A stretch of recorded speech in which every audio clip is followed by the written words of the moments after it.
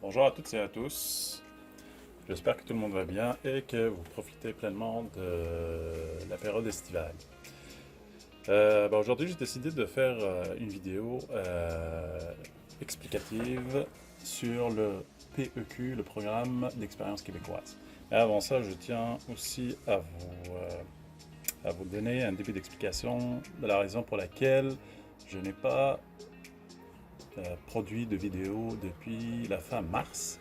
La raison étant simple, c'est que mon compte a été bloqué, donc j'ai eu pas mal de problèmes avec ça.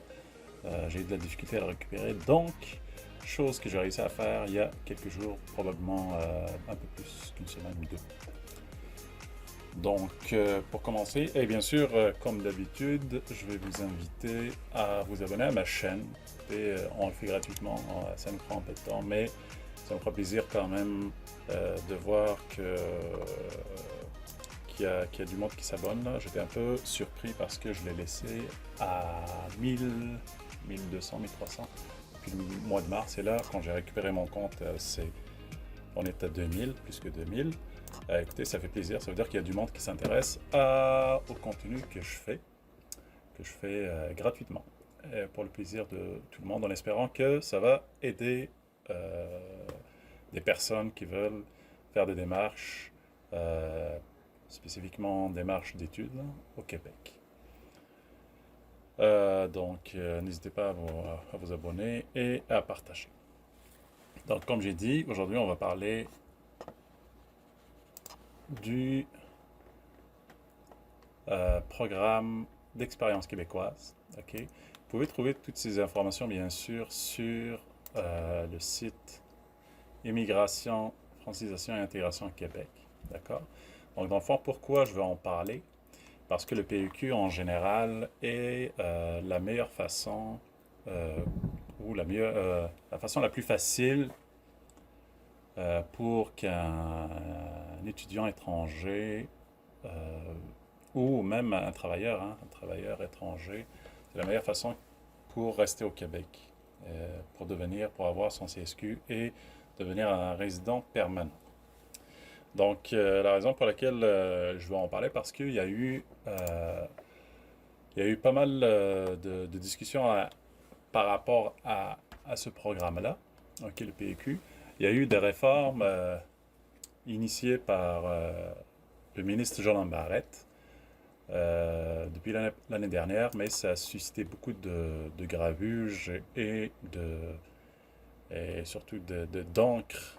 Beaucoup de, beaucoup de monde ont manifesté par rapport à ça parce que le monde trouvait que c'était une injustice parce que lui, au départ, il a promis ce qu'on appelle, avant la réforme, là, il a promis une réforme, mais en tenant compte du droit acquis. Ça veut dire que les étudiants qui sont déjà ici cette année ne seront pas touchés par cette loi. Mais ce ministre-là n'a pas tenu promesse. Donc, quand il a fait sa réforme, il a décidé d'inclure tout le monde. Donc, en tout cas, ça a fait beaucoup de bruit au Québec jusqu'à la nomination de cette femme, ok, qui est la ministre de l'immigration, c'est Nadine Giroux, ok. Alors, celle-là, elle a décidé de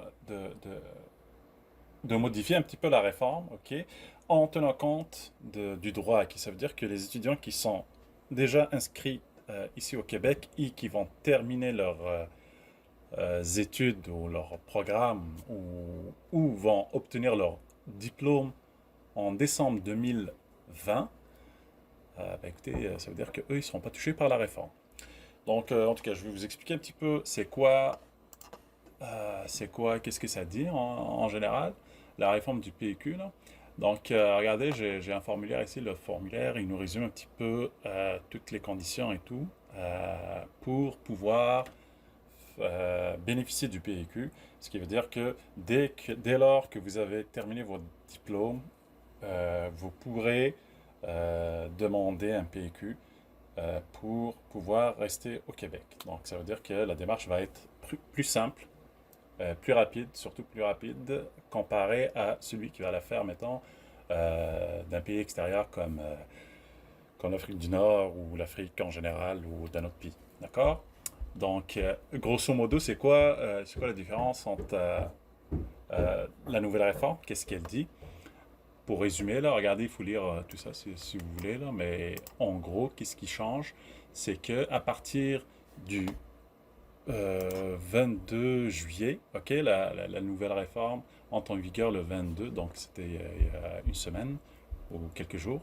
Donc, la principale modification, c'est que une fois que vous êtes diplômé, ok, pour les diplômés universitaires ou collégiales, il faudrait avoir occupé une expérience de 12 mois. Ça veut dire que pour faire la demande, il faudrait avoir une expérience de 12 mois. Une fois que vous avez terminé vos études, vous avez le diplôme, il faudrait travailler au minimum 12 mois pour pouvoir faire la demande. D'accord? Ça, c'est pour les universitaires et le collégial. Après ça, pour les programmes professionnels, pour cette catégorie-là, ils demandent 18 mois. Ça veut dire 1 an et demi d'expérience avant de faire la demande du PEQ. Donc la loi, comme je l'ai spécifié là, pour la nouvelle réforme, la nouvelle mouture là, de Madame Giroux, c'est qu'elle dit si vous avez obtenu votre diplôme ou que vous allez l'obtenir d'ici le 31 décembre cette année, ça veut dire que vous ne serez pas touché par cette loi.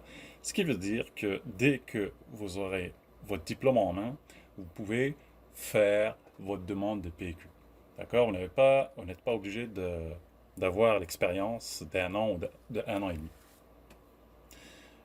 Donc, en gros, c'est ça. Écoutez, les conditions sont pas mal par là, si vous voulez lire. Je pourrais partager ce document-là, que j'ai trouvé d'ailleurs sur le site d'immigration Québec, ici. Donc, c'est ça. Ça a fait beaucoup de bruit ici au Québec. Mais, regardez, la politique, c'est la politique, là. Il y a des hauts et des bas. Donc, c'est ça la majeure information concernant le PEQ. J'ai un autre point d'ordre général, c'est que quand j'ai récupéré mon compte, là, j'ai trouvé pas mal de messages qui demandaient, des gens là, qui étaient intéressés par les démarches, là, notamment sur la lettre explicative, etc. Là. Donc, malheureusement, écoutez, j'ai pas eu vos courriels, je les ai eus récemment. Et en même temps, il y en a tellement que je vais demander aux autres, parce que je l'ai déjà envoyé à pas mal de monde, de partager, s'il vous plaît, ceux qui l'ont déjà eu, le partager tout simplement.